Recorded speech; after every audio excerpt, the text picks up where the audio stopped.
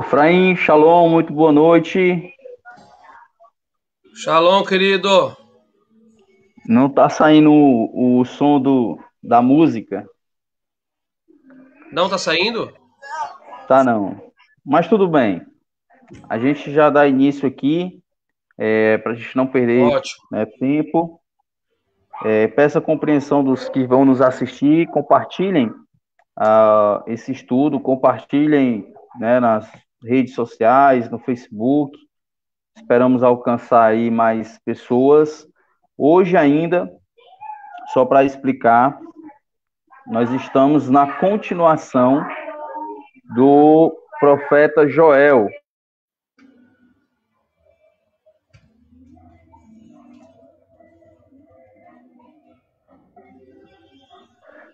Então, essa continuação do profeta Joel hoje, vamos definir alguns versículos que vamos continuar estudando. Falamos uma primeira parte. O livro de Joel, surpreendentemente, tem muitas coisas para serem faladas. E, querendo ou não, temos que analisar versículo a versículo, contextos e tudo mais.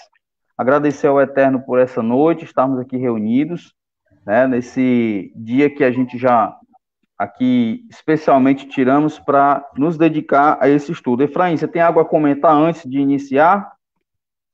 Bom, como eu comentei no início, e eu vou falar também no final também, como eu comentei no início do estudo, o capítulo 3, o capítulo 2, na Bíblia hebraica, ele é dividido em dois capítulos, que seria o 2 e o 3, e o 3 se torna o 4, tá? Então, o que acontece? No versículo 21 em diante do capítulo 2, vamos deixar para a semana que vem, que aí a gente mata o final do capítulo 2 e o capítulo 3, tá? Pra gente matar tudo. Por quê, gente? É muita informação. É muita informação. Então, eu prefiro colocar e dividir aí, né, aumentar um pouquinho o tempo, mas a gente fica mais riquíssimo em informações, tá? A gente não deixa escapar nada. E mesmo assim, às vezes escapa alguma coisa, tá bom? Então é isso aí. Beleza, Efraim, beleza. Já para a gente dar esse pontapé inicial, pode já iniciar. Antes de tudo, pessoal, vocês que estão nos assistindo, para vocês melhor entender, ó, está aqui na minha mesa, eu tenho as escrituras na minha mesa, eu tenho o recurso de um aplicativo para entender a Bíblia hebraica, né? Ou mesmo uma João Ferreira de Almeida, o que você tiver nas mãos, mas pelo menos acompanhe pelas escrituras, né? Nos acompanhe lendo, não apenas ouvindo, mas também lendo o que nós vamos comentar aqui. Vai lá, Efraim, pode dar início. Bom, vamos lá. Nós paramos em Joel capítulo 2, versículo 11, tá? E aí vamos fazer uma pequena recapitulação aí, rápida, né? Que Joel era extremo, né, erudito, tá? extremamente erudito, que viveu na época dos persas, né, época depois da reconstrução do segundo templo, né, o templo de Zorobabel, que era, provavelmente seria Neemias e Esdras, né, na época, questão de sacerdócio. Naquela época, o reino do sul era governado pelos sacerdotes, tá? E Joel era um profeta que estava preocupado com em passar a mensagem do Eterno para o povo, né? Que estava acomodado, tá? Então, de forma brilhante, ele começa a pegar uma série de elementos que tem um contexto positivo e inverte, né, para um contexto negativo. Tá? Todas essas inversões aí era somente para falar, né, para falar que para o povo que eles estavam muito acomodados, tá? Joel não deixa claro aqui, né, quando iria acontecer a sua profecia, ele não fala nada sobre quando iria acontecer, se lá ou se era no tal período, ele não deixa claro isso, tá? Por que ele não fala? Provavelmente porque ele não queria que sua mensagem fosse uma mensagem, que ele queria, no caso, fosse uma mensagem atemporal, né? Ou seja, que ela poderia acontecer em qualquer momento do tempo, tá? Qualquer momento aí das épocas. Então ele queria que todos pudessem entender que a profecia poderia acontecer a qualquer momento, tá? Mas ele vai falar de uma forma escatológica, tá? Ele vai falar de um último momento em que Israel seria invadido, né? Por quê? Por causa da transgressão, né, do povo referente à Torá. Ele começa falando da invasão, usando uma figura de linguagem, né, usando o gafanhoto, e não sabemos bem, né, se esse gafanhoto, eles são literais, no sentido de realmente vai ter uma invasão de gafanhotos, né, nas plantações, ou se ele usa os gafanhotos, né, como uma metáfora para falar de uma invasão por parte de algum exército, tá? Não é muito claro isso, tá bom? Mas a maioria dos exegetas falam que os gafanhotos são figurativos, tá? E gafanhotos eram um problema quando eles apareciam, eles poderiam devorar tudo aí e deixar o povo com fome, tá? Mas como ele começa com os gafanhotos e depois fala de um exército logo em seguida, a maioria dos exegetas, né, entende que Joel usa a imagem do gafanhoto, né, e a destruição que eles causam para falar da destruição de um exército que iria destruir o povo de Judá, tá? E aí, nós vimos no capítulo 2 que ele fala sobre isso. Ele fala que viria tempos muito terríveis, né? Ele fala do dia do Eterno como um dia terrível. Por quê? Porque os outros profetas falam de um dia do Eterno como um dia bom, né? Dia de livramento do perigo, né? E habitaria em segurança e tal. Aí Joel ele fala, opa, não é bem assim, né? Por quê? Porque muita gente entendia que era boa, né? Mas Joel ele deixa claro que ficar o que o povo estava de boa, vamos dizer assim, né? Se tivesse obedecendo, tá? Mas se você viver transgredindo, né, direto, você não fica de boa, que era o contexto de Joel, né? Mas se o povo está na transição, o dia do Eterno é um dia terrível, né? Um dia de acerto de contas, tá? Bom, e hoje nós vamos falar sobre o jejum que o profeta organiza. Ele chama o público para clamar ao Eterno pelo perdão, né? Para que a misericórdia do Eterno o salve desse destino terrível. E vamos falar também que, como resposta ao arrependimento, o Eterno ele remove o perigo da invasão e dá início à restauração de Israel, restituindo aquilo que foi destruído, né, pelo exército ou pelos gafanhotos, tá? Eu acredito que essa parte aqui de restauração vai ficar para a semana que vem. Tá? Então vamos ao texto aqui. Versículo 12 e 13, ele fala o seguinte: agora, portanto, oráculo do Eterno, retornai a mim de todo o vosso coração, com jejum, com lágrimas e com lamentações.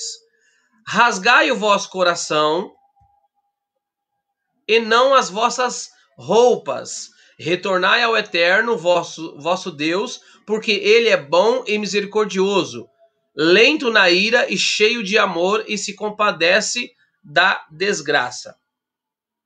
O que seria rasgar os vossos corações aqui? O costume de rasgar as vestes era um modo de expressar dor e tristeza. Era muito comum no Antigo Oriente Médio esse costume, né? Conforme atestado, inclusive nas Escrituras, em diversos trechos, né? Como Gênesis 44, 13, 2 Samuel 31, 13, 31 e Esdras 9, 3 e etc. Né? Tem vários textos aí que falam sobre isso. Então, para você ter uma ideia, nos funerais judaicos é comum até hoje, tá, rasgar as vestes. Isso é um resquício da cultura do Oriente Médio, né? Ou seja, é uma padronização do costume, né? Mas que eu saiba, no Oriente Médio não existe mais esse costume, tá? Não é uma coisa muito comum, mas naquela época isso era comum, tá? Provavelmente isso acontece muito nos funerais, tá? Então, quando eles estavam alegres, eles usavam vestes limpas, né? Postura de integridade, né? E quando eles estavam tristes, usavam pano de saco, que era aquela veste rude, né? Desconfortável e às vezes suja, tá? Se arrependiam no pó. Então, como assim, Efraim? Peraí, né? Eles rasgavam esse saco de pano, vestia, né? Aliás, se ajoelhavam, né? E jogavam literalmente o pó da terra sobre a cabeça, né? Isso servia como para externar o pensamento negativo, tá? Então, como tal, também fazia parte dos costumes do jejum e no externar o arrependimento perante o Eterno, tá bom? Então, eu vou falar mais uma vez aqui, tá? Que o jejum, na Bíblia hebraica, não é vitamina espiritual, tá? Ainda tem muita gente que traz consigo aí a bagagem do cristianismo, né? Do cristianismo, do judaísmo, né? De que o jejum fortalece o espírito, tá? Isso não é nenhum tipo de julgamento, tá bom? Porque até mesmo dentro do cristianismo tem essa discussão aí se há base para tal prática, tá? Do jejum aí, do fortalecimento espiritual, né? Mas não temos aqui o costume de falar da religião alheia, tá? Nós estamos falando do costume de jejuar, tá bom? Então, por que eu falo isso? Porque o conceito de jejum na Bíblia nada tem a ver com algum tipo de vitamina espiritual para o espírito, tá? O profeta, porém, ele adverte de que nada adianta a expressão exterior de arrependimento sem algo genuíno. O profeta ele está falando o seguinte: não adianta você rasgar a veste, né? Eu não quero ver choro, eu quero ver mudança, eu quero ver atitude, tá? É tipo um casal de namorados, né? Que o cara pisa na bola com ela, né? Aí o cara vem, chora, né? Compra flores, amorzinho pra lá, amorzinho pra cá, né? Beleza, tudo bem. Aí ele pisa na bola novamente, né? E ele chora novamente, compra flores novamente e tal. Então, se ela, né, a namorada, tiver um pouco de amor próprio, ela iria dizer: não quero flores, eu não quero choro, eu quero que você mude. Me trata diferente e me trata melhor, tá? Então, o que o Eterno está dizendo, através do profeta aqui, parou, né? Eu não quero que vocês fiquem se arrependendo, mas que você se arrependa de verdade e não volte a transgredir novamente. Muda de atitude, tá? Aí, muitas vezes, os líderes religiosos, né, eles estão muito preocupados com o exterior e parece que nunca leram a Bíblia, né? Tem uma preocupação excessiva com o exterior, né? Seja dentro da religião, ou seja fora, seja o que for, né? Se preocupa com a liturgia, né? Se estão certas ou se estão erradas, né? Sendo que a essência não é essa, tá? Tem que se preocupar com o interior, né? E não com o exterior. Então, Que aí entra, pode falar. que aí entra essa questão do ser santo, né? Ou mover a questão da obediência pelo arrependimento e ao mesmo tempo pela santidade. Ou seja, eu retornar, eu fazer uma reflexão, saber se aquele caminho que eu estou fazendo está certo ou errado. É assim? Perfeito, é isso mesmo. Vai lá, Efraim. Certíssimo. Então, prática litúrgica, na maioria das vezes, elas são maneiras humanas de expressar uma realidade interior, tá? E sem essa realidade interior, não adianta nada, né? Também não adianta nada ficar obedecendo com o exterior, né? E a realidade interior não muda, né? Não, eu faço isso, eu faço aquilo, só que na realidade não faz nada, né? Agora, e o coração? O que seria rasgar o coração, né? Nós não podemos aqui interpretar coração de maneira cultura ocidental, tá? Ou seja, cultura Brasil, século XXI, tá? Temos que entender coração dentro da cultura semita, tá? Da mesma forma que se entendia no Oriente Médio. O coração na cultura semita era o centro dos pensamentos e intenções, né? Tem vários exemplos, tem a primeira Crônicas 22:7, Provérbios 19:21, Salmo 140, versículo 2, tá? E sendo assim, a exortação do profeta era para que os israelitas mudassem efetivamente a atitude, tá? Deixa eu tomar uma aguinha aqui.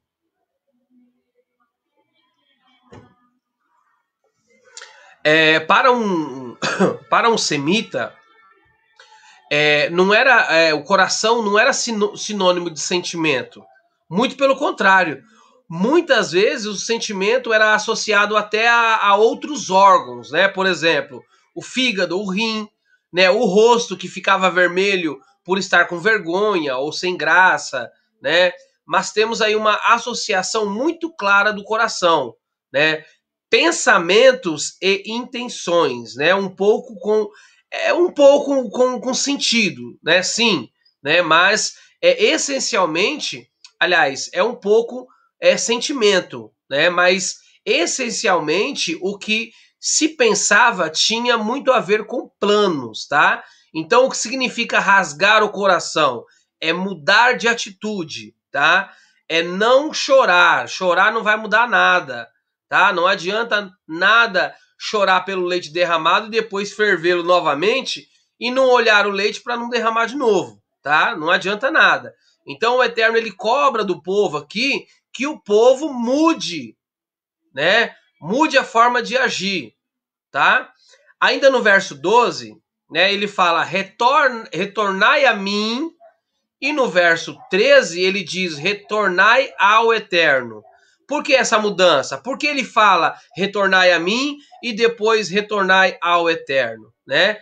Tem um comentário que fala o seguinte, ó: o chamado do Eterno o chamado de retorno ao Eterno possui dois elementos. Embora seja um convite que expressa proximidade, né, a gravidade também é evidente, né? Então, o verbo retornar também é aplicado. o alvo, né, o que se deve retornar, é primeiro indicado aqui o Eterno, né, como o locutor no verso 12. E então, na terceira pessoa, né, como o Eterno, teu Senhor, né, no verso 13, tá? Para ficar mais claro aqui, né, quando é dito na primeira pessoa, retornai a mim, o alvo é o Eterno, né, retornar ao Eterno. E quando é dito na terceira pessoa, retornai ao Eterno, coloca o Eterno como Senhor do povo, tá bom? Isso aqui indica que mesmo que o povo tenha cometido erros, né, o Eterno ainda permite a eles que usem sua aliança, né, o nome pessoal, tá? Eles ainda mantêm uma relação, ele ainda mantém uma relação pessoal com o povo, tá bom? Ou seja, a ideia é, o Eterno estava muito chateado, né, com um falso arrependimento, porque o povo se arrependia, mas voltava a transgredir, né, a vontade do Eterno, tá? Era um arrependimento sem mudança, era puro formalismo. Então, Efraim, era muito... Oi, pode falar. há uma, assim, uma noção de que todo esse desgosto da parte do Eterno, por exemplo, vou dar um exemplo, tá? Aqui nós já usamos esses exemplos de diversas formas, mas que a gente chegue num conhecimento melhor.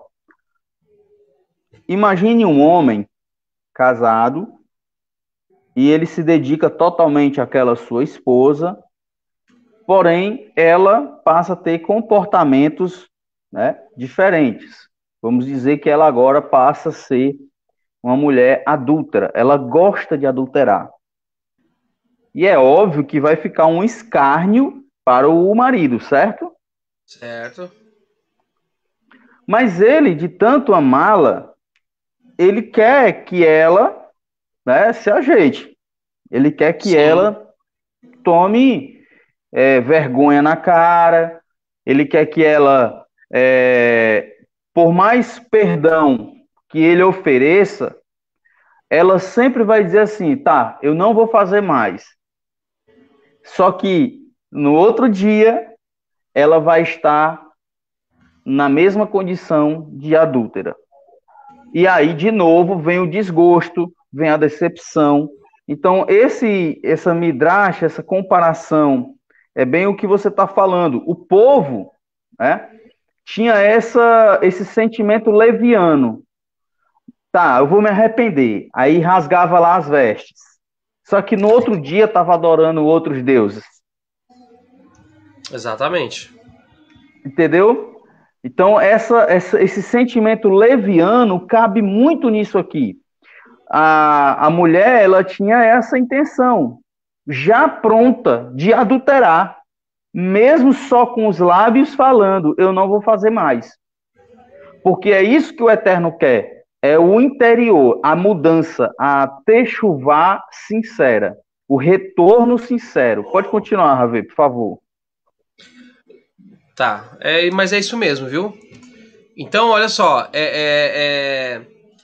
era muito comum na época semita, né? Era muito comum que os povos achassem, né, que poderia comprar o favor da divindade com sacrifícios, bajulações, etc. Nós falamos muito disso, né, sobre outras aulas aí de Joel, de Oséias, né? Oséias, isso. Se, se, Oferecer alguma coisa para aplacar a ira daquela divindade, né? uhum, Só que vai chegar uma hora que isso vai cansar a divindade, porque exatamente, a divindade ela não quer mais aquilo. O que ela queria mesmo era uma obediência sincera. Ela não quer o sacrifício, ela não quer a oferenda. O que ela gostaria mesmo era que não houvesse a desobediência. Porque antes exatamente. porque antes de tudo, primeiro a obediência. Sendo É, assim, não seria necessário mais as oferendas, né? Porque ele diz, né, isso, ó, sacrifício não. O que é que antecede o sacrifício? A oferenda, obediência. a obediência. Então, se há obediência, não há necessidade para sacrifício. Só existe a oferenda porque tem a desobediência. Mas se houver obediência, não será mais necessário o sacrifício. Pode continuar, Ravel, por favor.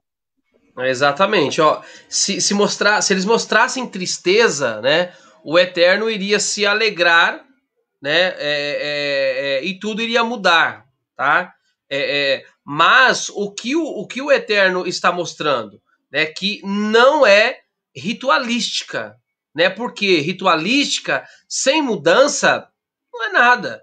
Você pode ir lá e oferecer quantos sacrifícios você quiser, né? Você pode ir lá e adorar, levantar as mãos, ficar orando 2, 3 dias, jejuar, né, dentro de qualquer contexto aí, jejuar uma semana, duas, não interessa. Se não houver mudança, de nada o Eterno de nada tem proveito, né? Então por isso que eu falo, o Eterno não tá nem aí com essas cerimônias aí, seja elas qual for, tá? Se não houver arrependimento, se não fizer uma techuvá, um retorno aos caminhos da Torá, ele não está nem aí com esses atos e ritos religiosos, tá?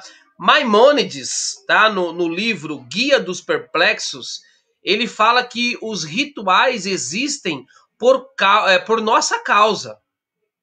É você que precisa orar, né? Você. Por quê? Porque o Eterno não precisa das suas orações para nada. E você precisa se sentir conectado com o Eterno. Por isso que você ora, por isso que você, por isso que nós lemos, tá? O Eterno não precisa de uma ritualística, né? Nós precisamos, você precisa desses elementos aí para você se sentir bem, tá? Mas aquele negócio, sem arrependimento, nada disso adianta, né? Ou seja, eu já fui à igreja, já fiz a minha parte, né? Estamos satisfeitos. Eu já fui à sinagoga, né? Já fiz a minha parte, estamos satisfeitos, né? Já fizemos o ritual de festa tal, estamos satisfeitos maravilhosamente. Já fizemos o ritual disso, daquilo, né? Estamos satisfeitos, né? Então o Eterno não precisa de uma ritualística, tá? Não precisa de nada disso. Você que sente, né? Nós que sentimos a necessidade de orar para provocar, né, uma reflexão em nós mesmos, uma mudança, um enfoque, né? Para nós lembrarmos de ser grato, né? Para lembrar do que nós passamos, né? Seja bom ou seja ruim, né? A ritualística, né, proporciona tudo isso, né? E nesse sentido é importante, tá? Não é que a ritualística não é importante, é importante sim, né? Mas para nós Efraim, e não para o Eterno. Oi. Pode falar. não colocando em pauta a questão da liturgia ou do ritual, mas, por exemplo, esse relacionamento com a divindade, né? Esse relacionamento com o meu Deus. É um Deus que se relaciona com o seu povo, é um Deus que se relaciona com aquele que o teme, né? Então, assim, você orar, você conversar, você até mesmo confessar, né? Pro Sim. nada, vamos colocar assim. Eu estou colocando aqui porque essa questão é uma linha tênue entre o limite. Eu estou tentando ir até o limite de não ir para outras fontes tipo filosóficas, digamos assim. Mas você ora sozinho, ou você ora em grupo, mas se você ora no seu quarto, você fala sozinho, não, você está se relacionando com o seu Criador. Né? Assim que você Exato. dê a kavaná, sabe o que é kavaná, não sabe? Não, fala aí. Kavaná, intenção. A sua intenção deve ser exatamente essa. Supondo, eu vou orar, mas eu vou orar pedindo arrependimento, se distantes depois eu vou pecar? que vai ser inevitável, eu vou pecar. Entendeu? Então não combina. Então, ore, faça a sua parte, como você está falando, né? Nós fazemos a nossa parte. Né? Então, esse relacionamento ele é importante. E aí, essas questões da liturgia, infelizmente, vêm agregadas de dogmas e sofismas, né? Que a gente já sabe. Pode continuar, Ravi. Você sabe que o problema? O problema é o seguinte: o problema é que as pessoas hoje elas se preocupam apenas em querer mostrar, falar que a minha ritualística é melhor do que a sua, não, a minha é mais eficaz, a minha isso, a minha aquilo outro, só que na realidade não é essa a questão, né? O que eu estou querendo dizer é o seguinte: as pessoas deixaram de fazer as coisas para o eterno e elas fazem para mostrar para outra que a maneira dela é melhor do que a do outro, né? E isso é isso, exatamente. Isso que é o problema. Isso que Então, eu vou dar um exemplo. Falar. Eu vou dar um exemplo. A gente está conversando aqui nesse nosso bate-papo, querendo ou não, a gente tem que colocar nossas experiências práticas, né? Mas eu vou dar um exemplo. Você lembra de uma passagem que estava um homem dentro da sinagoga e ele dizia, e chegou outro batendo nos peitos, né, em sinal de arrependimento. Eu sei que eu não mereço estar aqui, mas escuta a minha oração porque eu sou um pecador, eu sou um desobediente. E o outro, publicano lá. Isso. E o outro dizia, ainda bem que eu não sou como ele. O que o Pruxim, né, que chama-se de fariseu, né, estava querendo informar? Ele queria demonstrar para o publicano que ele era melhor. Mas o que o Eterno vê? O Eterno não vê essas gabolagens. O Eterno não quer saber se você ou se eu estamos nos mostrando para o outro. O Eterno quer ver diante dele, cara, eu sou pecador. E quem não for, já está mentindo. Né? Quem não for já é mentiroso. Então, a minha oração, eu posso fazer uma oração aqui entre nós, mas que eu não levante essa oração, uma tefilá, para me mostrar. Entendeu? Por isso que é muito melhor, às vezes, o segredo. Faça em segredo, faça em escondido. Faça Exatamente. em escondido. Não evite coisas em público. Evite se mostrar em público. Não seja sábios aos próprios olhos, mas se você é sábio, amém. O Eterno sabe que você é sábio. O Eterno sabe que você é temente. O Eterno sabe onde você precisa melhorar. O Eterno sabe. Mesmo a gente querendo, às vezes, esconder, mas o Eterno sabe. E se tem uma pessoa que, em segundo lugar, sabe mais do que o Eterno, você sabe tão quanto o Eterno das nossas falhas, você sabe quem é? Você mesmo. A sua mulher. A sua mulher é os olhos do Eterno na terra. Pronto. Tô brincando, Ravi. Vai lá. Você sabe qual que é o problema? O problema é que as pessoas, elas usam esses elementos aí, né, como a varinha do Harry Potter, sabe? Como se fosse mágica. Essa é a grande questão, né?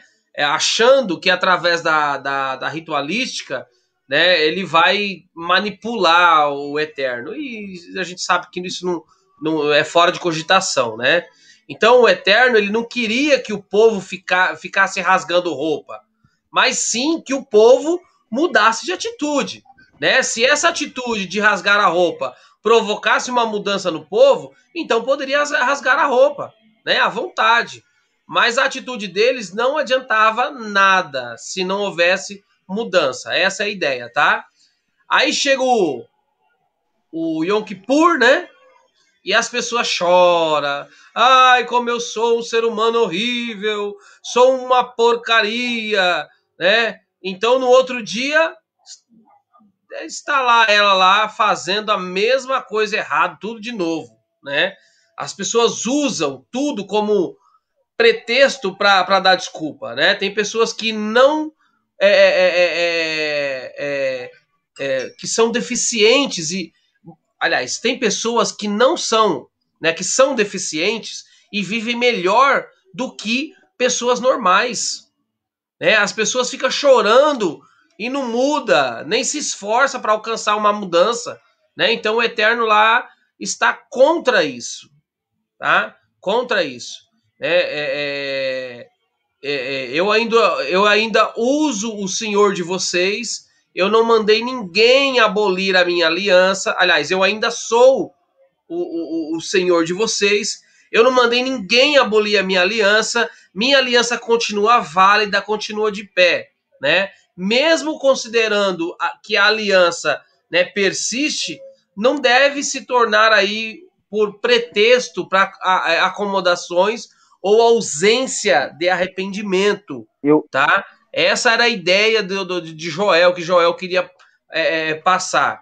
Então, só para concluir aqui, esses dois aspectos, retornai a mim e retornai ao Eterno, mostram o seguinte: olha, o que vocês fizeram é muito grave, vocês precisam mudar, mas eu estou com vocês, né? Eu não deixei de ser o seu Senhor, eu não, mas não vão ficar acomodados.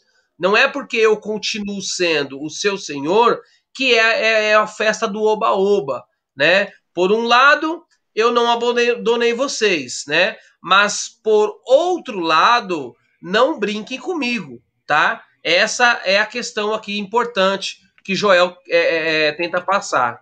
Diga. Eu gosto muito desse assunto Techuvá. Só um instante.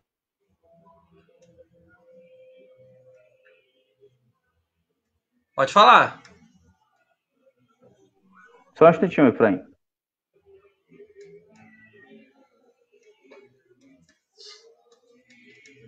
Deixa eu fechar a porta. Eu gosto muito de falar sobre o tema Techuvá. Eu me identifico muito com esse tema. E é uma mulher prostituta, que o esposo, ele está com a aliança na mão, válida, né, esperando ela, e aí, nessa concepção, essa prostituta tá ali adorando outros deuses, essa mulher, né, que o marido a ama muito, tá adorando outras coisas, tá seguindo um outro caminho, e o esposo tá todo o tempo de mão assim abanando. Ei, olha para mim. Ei, mulher, eu acho que você tá me entendendo o que eu quero informar. Ei, mulher, olha para mim. Eu que sou o teu esposo. Eu tô com a aliança na mão te esperando. E aí é claro que nós, eu, você e muitos outros já fizemos esse primeiro passo. Nós estávamos nessa condição de prostituta, porque estávamos em uma religião que nos levava para caminhos distantes da Torá. E a gente decidiu, em um momento da nossa vida, fazer esse retorno. E esse retorno é como se fosse... a cada passo que a gente dá, a gente está se desfazendo de um desapego lá da outra religião, que nos enganou. A gente está voltando para o nosso esposo. Então, o remanescente, o grupo remanescente, tem ainda uma prostituta hoje adorando. Tem uma prostituta hoje adorando o sol. Mas eu, você e muitos de nós não fazemos mais parte desse grupo de prostitutas. A gente agora está como uma noiva que está se limpando para a gente retornar ao nosso esposo. Se é que você me compreendeu. Sim. Perfeito. Toca o barco. Ó, versículo 14. Quem sabe, né? Talvez ele volte atrás, né? O Eterno. se arrependa e deixa atrás de si uma bênção, né, oblação e libação para o eterno vosso Deus, né? Quem sabe, talvez ele volte atrás, né? O que o profeta está dizendo aqui? Você pode se arrepender, você pode buscar o perdão para vocês, né? E ainda assim, não é garantido que ele vai perdoar, né? Isso ele fala para chamar a atenção do povo, né? O profeta Joel sempre busca tirar o povo da zona de conforto, né? Da acomodação. Ele faz uma advertência aqui que causou aqui muito desconforto para os exegetas ao longo da história, né? Mas, mesmo com o arrependimento, não havia garantias de que o Eterno fosse, de fato, né, voltar atrás, tá? Esse trechinho aqui eu peguei de um comentário que eu não lembro, cara. Eu esqueci de colocar aqui o nome, mas eu não lembro, tá? Bom, o povo, né? O povo, mesmo se arrependendo, né? O profeta diz, talvez, quem sabe, né? E por que o Eterno talvez perdoaria o povo? Porque tudo dependia de quem? Do povo, né? As palavras de Joel são duras para o povo, né? Mas era para o povo mudar. O povo pisou muito na bola. Idolatria, desigualdade social, corrupção, escravidão e etc., né? O Eterno ele abomina as sociedades, né, onde as classes menos favoráveis são humilhadas, maltratadas, né? Isso atrai maldição. Por que isso porque isso é contra a Torá, né? E é transgressão à Torá, né? Por exemplo, veja aí nosso Brasil, né? Está abusando, né, de autoritarismo, de poder, né, está abusando da autoridade, maltrata, humilha, né, porque, pô, tem coisas aí que a pessoa fala assim, mas R$ 250 vai ajudar bastante gente. Pô, mas é uma humilhação, né, meu? Como é que se vive com R$ 200 ao mês, né? Mas não vamos entrar nessa questão aí, tá? Só um exemplo, tá? Então, eles humilham os menos favorecidos, né? Tudo isso, né, que está acontecendo em nosso país aqui vai ter consequência, né? Não precisa ter uma profecia na Bíblia para acontecer alguma coisa, né? Toda essa corrupção aí vai ser cobrada pelo Eterno. Não sabemos quando, mas vai. Pode ter certeza que vai, tá? Aqui no texto, essa era a situação. O arrepender-se aqui não é o que o Eterno vai mudar de ideia, mas sim cancelar o débito, tá? Cancelar cancelar as coisas erradas do povo, tá? Mas a consequência vai vir. Eu vou falar já já. Olha o que o comentário judaico diz, ó. O versículo implica, né, incerteza, tá, sobre a resposta divina ao arrependimento humano. Essa ideia era perturbadora para muitos leitores clássicos do texto, né, que preenchiam, né, para que lesse que é ele, né, que sabe quem tem pecado, né? Quem tem pecado, ele deve retornar e se arrepender, né? Ou seja, o tal como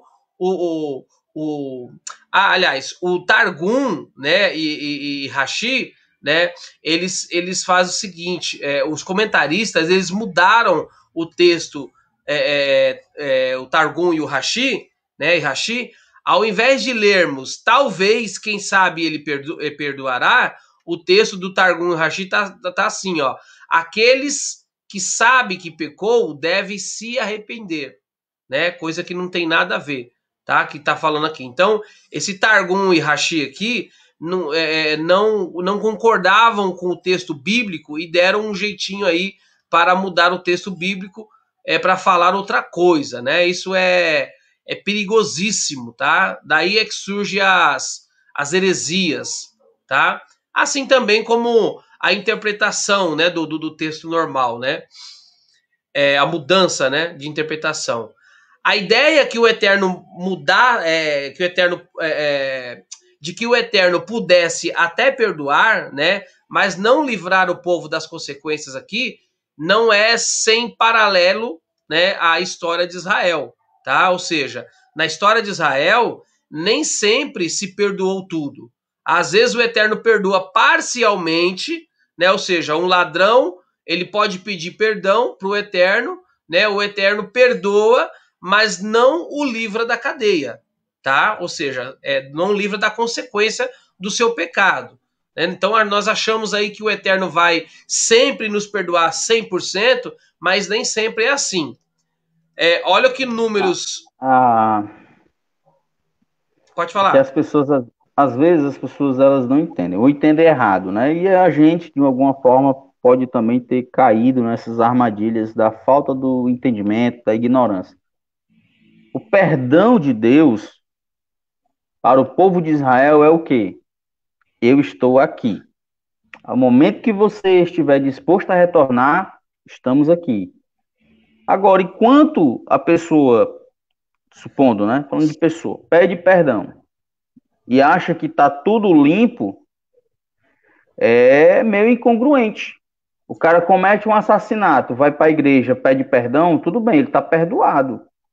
Vou até dizer assim, está perdoado.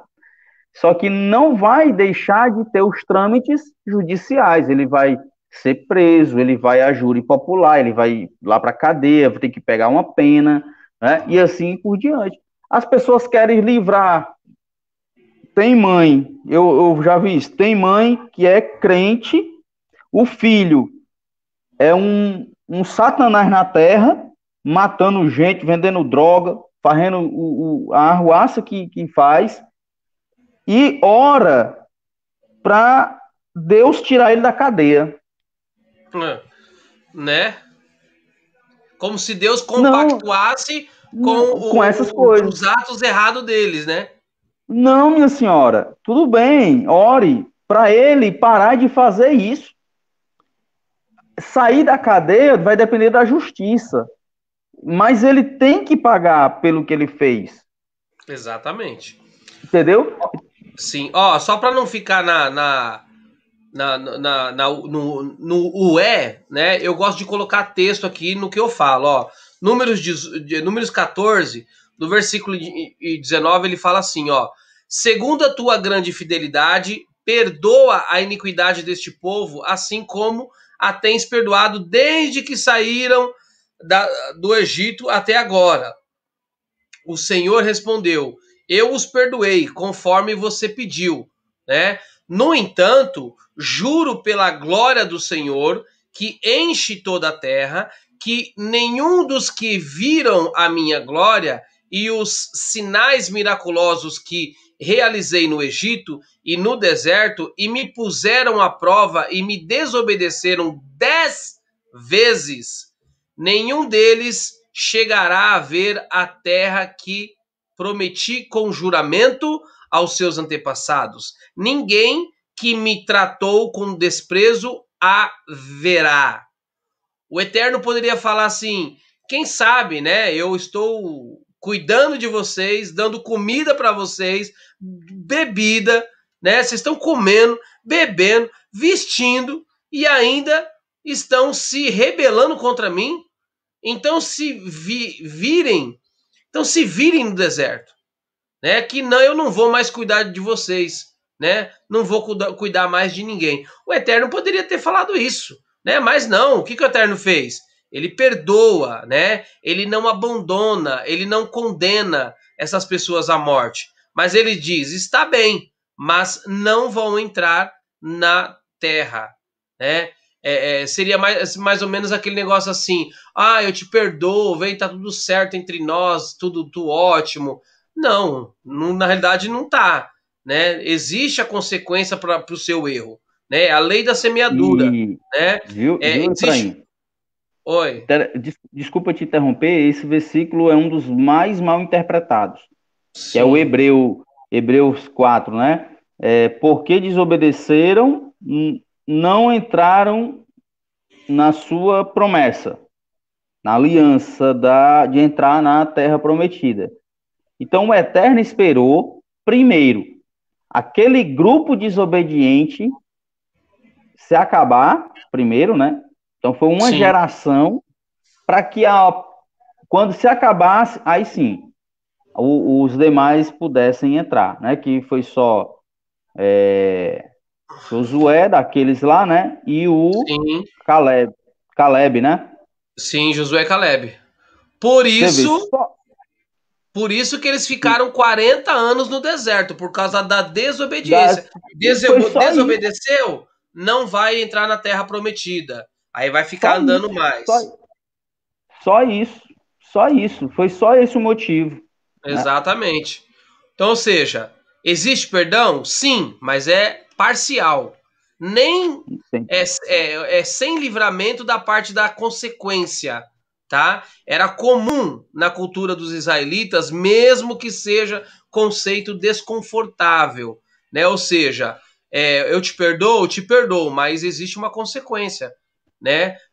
Os seus Uhum, atos vai gerar algo sobre si, eu que vou fazer sim. com que isso aconteça? Não, a própria vida, né? Ou seja, o próprio Eterno, ele vai fazer com que isso aconteça.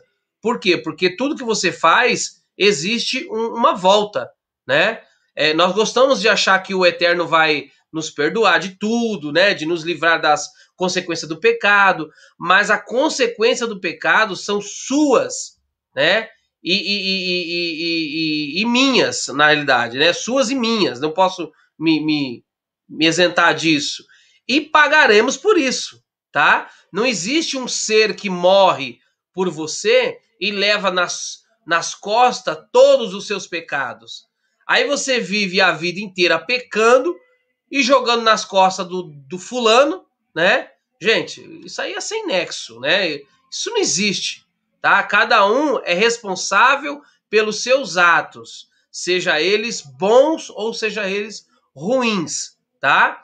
E por fim, né? Porque o Eterno, para que o Eterno não destruísse o povo, o profeta apela para o zelo do Eterno, né? Quanto ao próprio nome, tá? Moisés ele já tinha feito isso aí, e a gente já leu, né? Mas ficou Números 14, no versículo 15 e 16, né? Aquela ideia lá, aquele texto que a gente leu, Números, era Moisés ali, tá? Então, ou seja, não é porque o Eterno vai te livrar que ele esteja satisfeito com você, tá? Com o que você fez. Tem que ter mudança de vida, tá? Tocai a trombeta em Sião, versículo 15. Tocai a trombeta em Sião, ordenai um jejum, proclamai uma reunião sagrada, né? Reuni o povo, convocai a comunidade, consagrai os anciões, reuni os jovens e os lactentes, né? Que o esposo saia de um quarto e a esposa do seu aposento. Entre o pórtico e o altar chorem os sacerdotes, ministros do Eterno, e digam: o Eterno tem piedade do teu povo. Não entregues ao opróbrio a tua herança, para que as nações zombem deles, porque dirão entre os povos: onde está o seu Deus, né? Moisés ele já falou isso. Só um detalhe aqui. No versículo 16 aqui, 16? Não, versículo 15, ele vai ordenai um jejum, tá? Ordenai o povo a um arrependimento. Proclame ao povo, olha, vocês têm que se arrepender. É necessário se arrepender, tá? A maioria das vezes, eu até ouso em falar que todas as vezes que a Bíblia hebraica ela fala sobre ordenar um jejum, essas coisas todas, é chamada ao arrependimento, tá? Às vezes pode ser coletivo e às vezes não, tá? Então, Moisés ele já tinha falado sobre isso. Não, Eterno, não destrói o povo, né? Senão vai queimar aí o seu filme, entendeu? Vão falar mal de você. Se compadeça do povo por amor ao seu nome, né? Para que o profeta, por que o profeta fala isso? né? Por que ele fala isso? Ele fala, olha, mesmo que o Eterno os livre, presta atenção no que vocês fazem. Gente, todo o livro de Joel aqui é para tirar o povo da zona de conforto, tá? É para mudar o povo, para cutucar o povo aqui. Ah, não está acontecendo nada, né? Não está acontecendo nada de ruim, então eu vou ficar de boa, o Eterno está bem comigo, né? Tá tudo certo, tudo ótimo, né? O Eterno me livrou, né? É um sinal que eu estou no caminho certo, tá? Maravilha minha vida. Não necessariamente, né? Você pode ter coisas aí a melhorar, você pode não, temos muita coisa a melhorar, né? Você pode ter coisas que desagradam o Eterno, tá? O fato de não estar passando uma situação difícil ou o Eterno estar te dando livramento não significa que por isso, por si só, né, ele está satisfeito com você, tá bom? Por que ele fala que entre o pórtico e o altar chorem, né? Porque normalmente, gente, no templo, né, o templo, normalmente lá no templo, não era um local de choro, era um local de alegria, né? Eu falei isso aí no capítulo 1.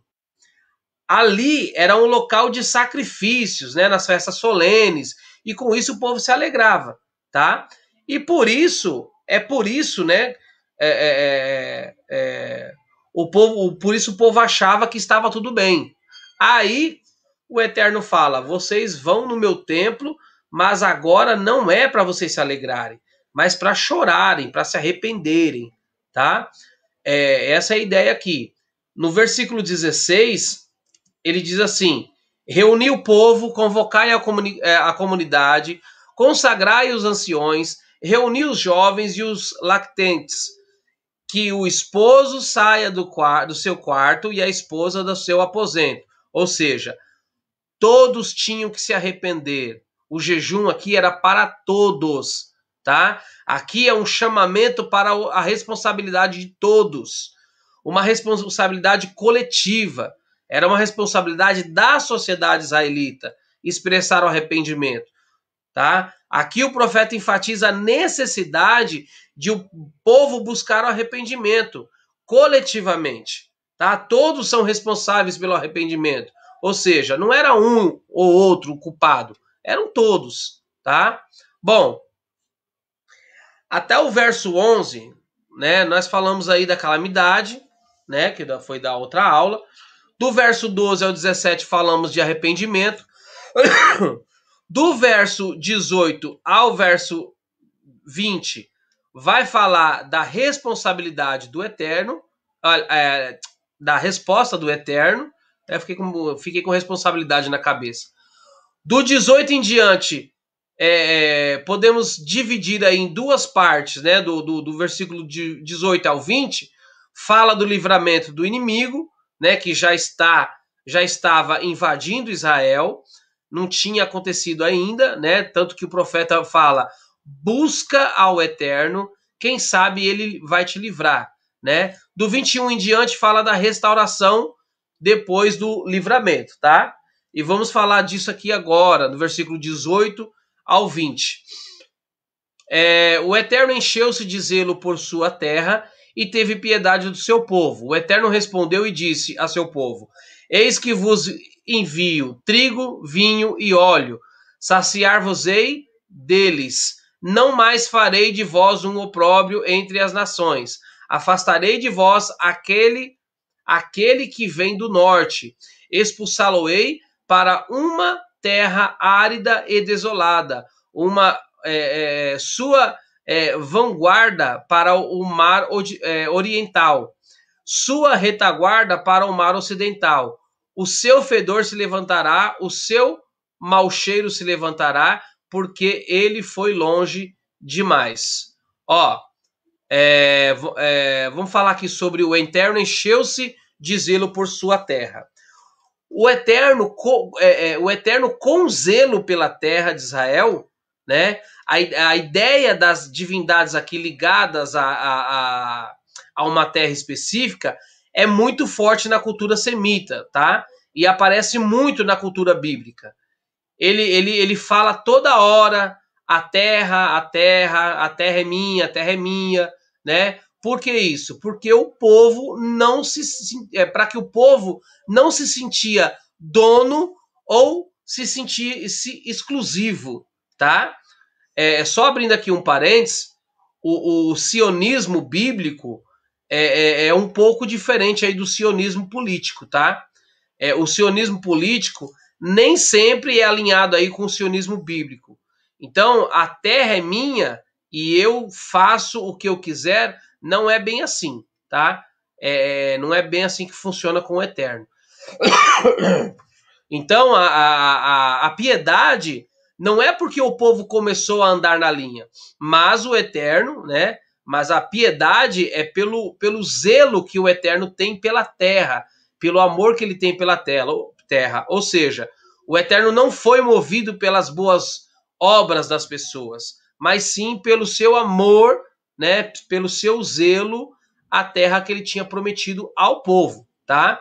Essa observação aqui é importante na mensagem de Joel para mostrar que o povo não deveria tomar, né, um livramento necessariamente como um sinal, tá, de aprovação por parte do Eterno, né, que por zelo, né, com a terra acaba se compadecendo do povo, tá? Ao mesmo tempo, o Eterno deixa claro que o alívio oferecido aqui a Israel, tá?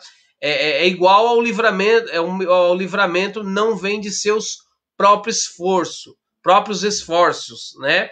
Mas sim de uma divindade sobre o destino do povo, tá? Então, assim, nós falamos muito sobre a destruição de alimentos, mas olha só a piedade do Eterno. Eis que vos envio trigo, vinho e óleo, saciar-vos-ei deles, né?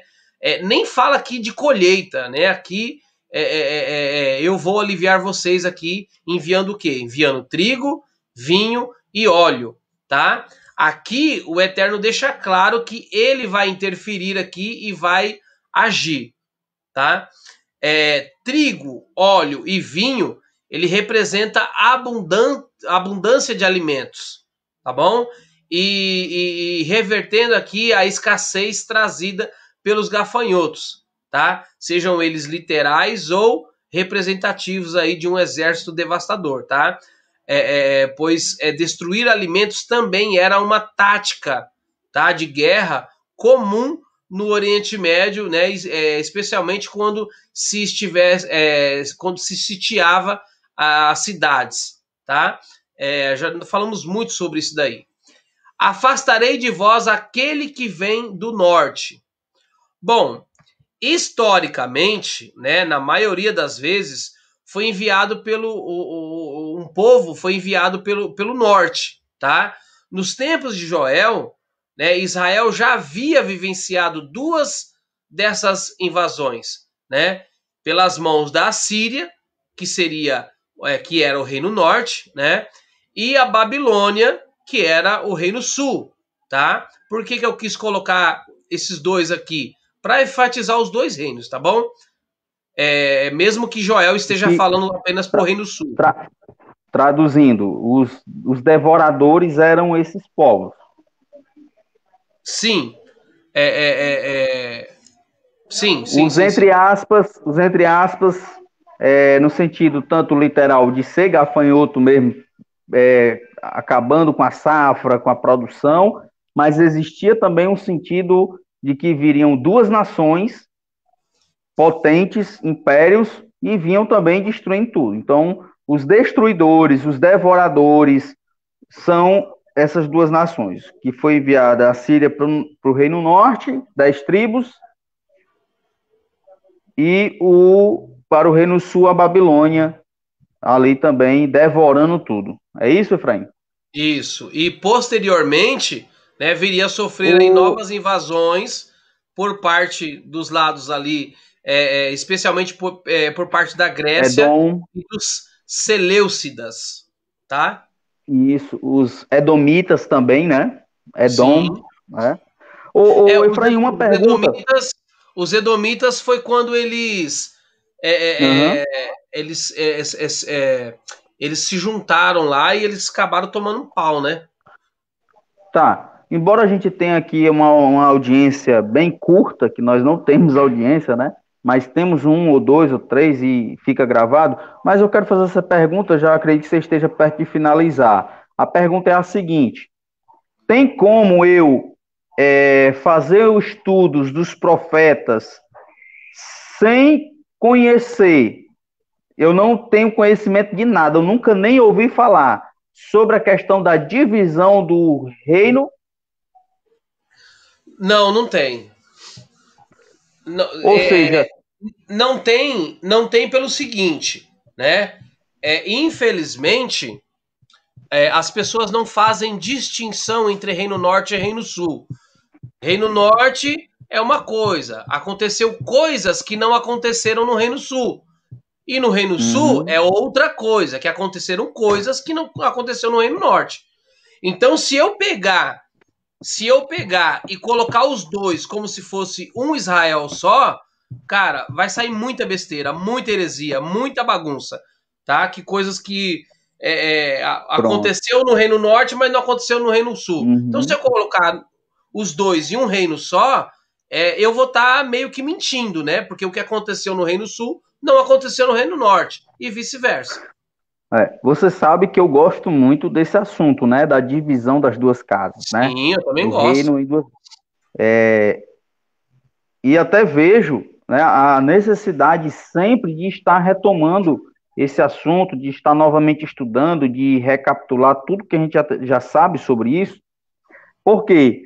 Porque é inevitável, não tem como estudar os profetas sem conhecer a respeito da divisão do reino.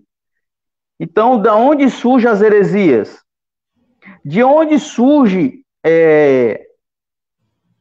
mentiras, falsas profecias, como a gente viu agora esses últimos dias, o dia 31 de março. Ó, são pessoas como essas aí, esse tal, que se considera ele pastor nas redes sociais, dizendo dia 30, 31, sei lá, falando que o anjo da morte ia passar. Cara, esse tipo de gente é que está doente pelos dogmas, pelos sofismas. Ele está infectado, ele está intoscado, ele está drogado por um vinho da Babilônia, o vinho do engano, o vinho da mentira, porque desconhece as escrituras. Pode Exatamente. tocar o barco aí, Efraim. Tá, deixa eu só... Acho que eu coisei um negócio aqui, peraí. Pronto. Beleza. Ó, talvez, né, posteriormente, Joel tinha deixado esse inimigo aí sem qualquer identificação, né? Seja porque não quis identificá-lo, né, com clareza até o momento oportuno, ou mais provavelmente, né, por causa do caráter de atemporalidade, né? Ou seja, das épocas, né, que o profeta quis dar aí a sua mensagem, tá? Referente à punição do inimigo, tá?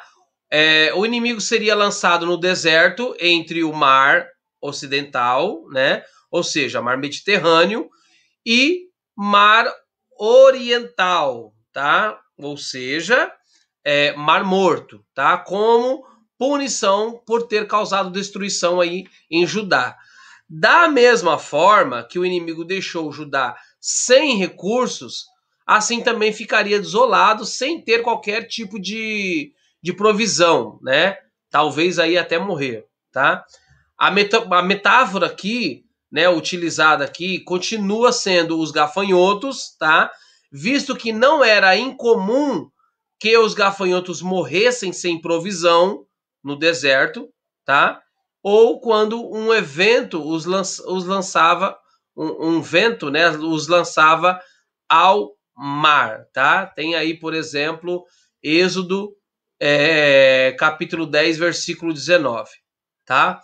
Bom, pessoal, é o seguinte, como eu tinha falado lá, né, que o capítulo 2 na Bíblia Hebraica é dividido em duas partes, capítulo 2 e 3, né, vamos parar por aqui, tá?